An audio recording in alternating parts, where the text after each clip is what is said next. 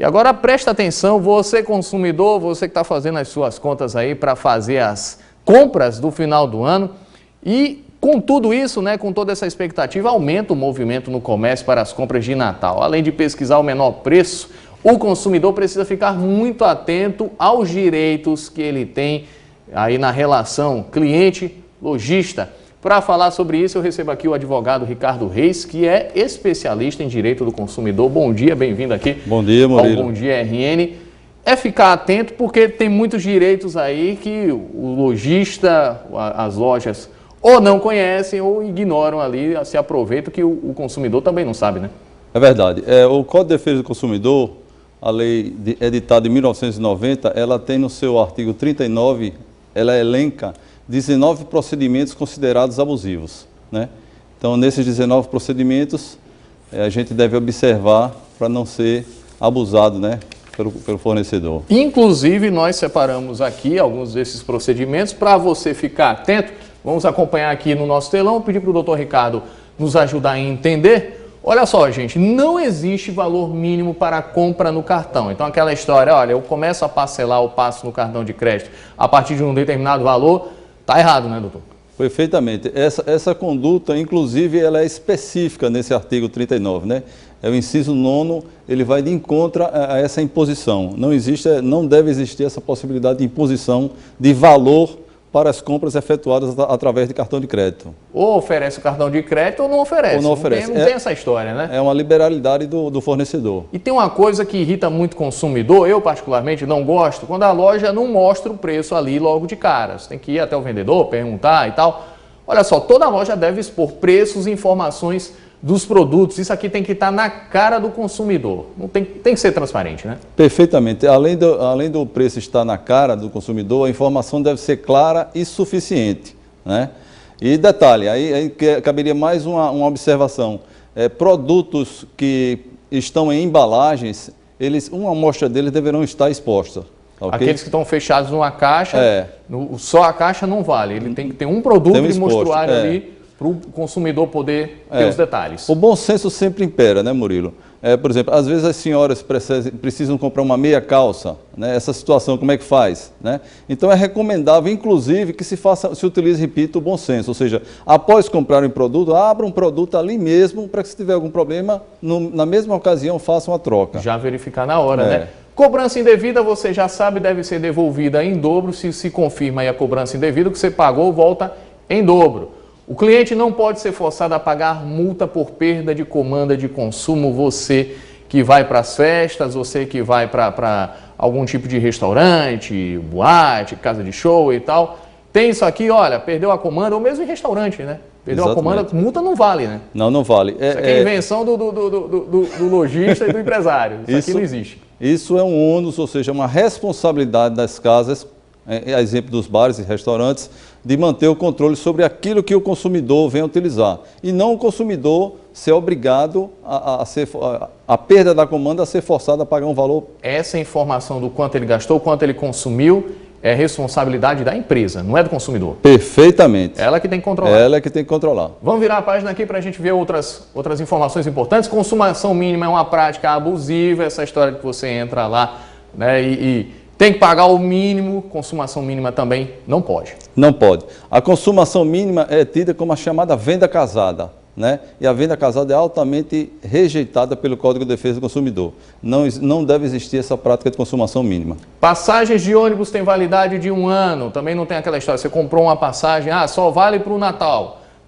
Isso também não tá de acordo com o Código de Defesa do Consumidor. Se o consumidor desistir de um curso, por exemplo, e aí para você que está se preparando para estudar em 2016 e já está aí fazendo matrícula, adiantando as parcelas das mensalidades, se você desistir desse curso, tem direito a receber o valor das mensalidades pagas antecipadamente. Aquela história de segurar um pouquinho, não, pelo processo aqui e tal, segurar parte das mensalidades também está errado. Na verdade, Murilo, cabe uma observação. Aí, se no contrato for estabelecida uma multa e essa multa tem um teto máximo de 10%, ele poderá ser abatido daquele valor pago, certo? Mas se tiver no contrato dizendo, especificado essa multa. Só é irregular se isso não tiver claro, se não tiver no papel. Tem que estar no contrato dizendo que haverá multa pelo cancelamento do curso. E aí o consumidor que assinou esse contrato assumiu esse risco e aí ele vai, se tiver no contrato ele vai ter que pagar. Agora é no máximo 10% ou não, no máximo a jurisprudência entende ele como 10%. Como 10%. Se cobrar mais aí já está errado. Já é abusivo. É isso aí. Você tem 7 dias para desistir de uma compra virtual, tem muita gente aí de olho na internet buscando promoção. Isso independente se deu defeito, se não é o produto que você gostou, coisa semelhante? Dá para desistir em qualquer ocasião? As compras feitas através da internet, telefone ou mesmo através dos correios, é facultado ao consumidor o direito de arrependimento. E o consumidor não precisa dizer o motivo pelo qual ele veio a se arrepender. Não interessa. Ele tem o direito em 5 dias se arrepender e devolver. E mais um detalhe, os custos com a devolução do produto são por parte do fornecedor. Então, na verdade, a postagem, se ele tiver que mandar de volta, quem é o consumidor quem paga? Não, o fornecedor. O fornecedor. Ia passando batida aqui. Olha só, vamos lá para a próxima página. Se a ligação de celular foi interrompida, você pode repetir em até 2 minutos sem pagar. Está valendo a ligação anterior. Permanece valendo. Até em 2 minutos é a mesma ligação, havendo a interrupção indevida.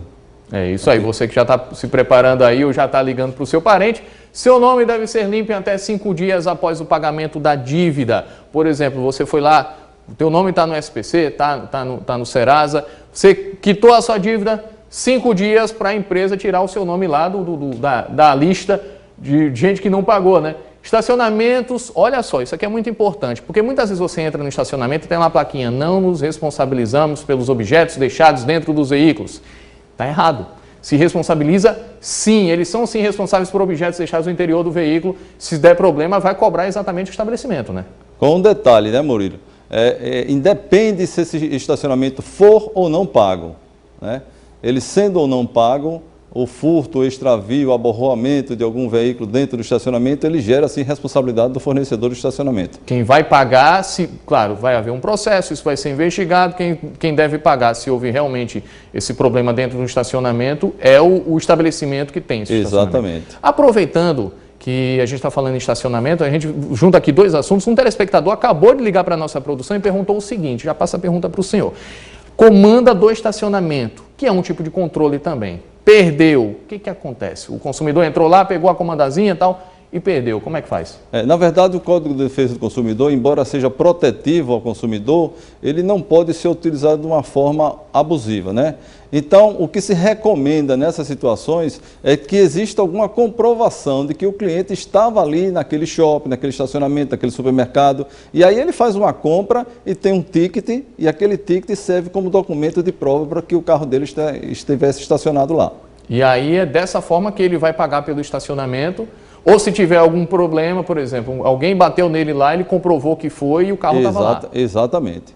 É uma outra forma, na verdade. A prova testemunhal também é válida, né? Alguém que o acompanhou. Agora, a prova material, eu falei do ticket justamente porque é uma prova material. E a prova material, ela tem um poder de força um pouco maior do que a prova testemunhal.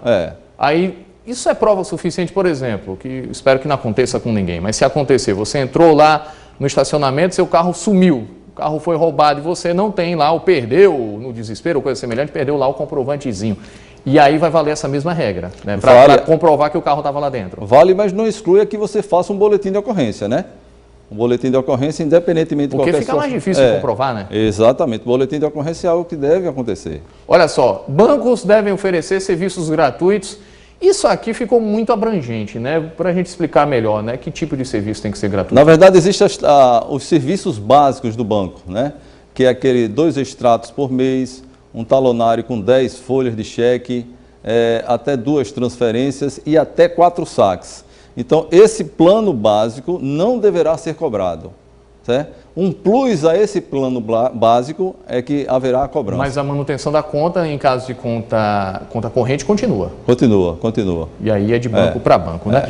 Eu conversei aqui, gente, com o Ricardo Reis, ele é especialista, advogado, especialista em direito do consumidor. São várias dicas e são dicas aí para todo tipo de coisa, envolve estacionamento, restaurante, as suas compras. Então fica atento, tem muita coisa que a gente não sabia, mas está lá na lei, que é para proteger o consumidor. E de certa forma a lei também protege os estabelecimentos aí de abusos. Por incrível que pareça, tem sim consumidor que acaba abusando, né? Acaba tentando se aproveitar da situação. Doutor Ricardo Riz, muito obrigado. Bom dia. Obrigado, Murilo. Satisfação.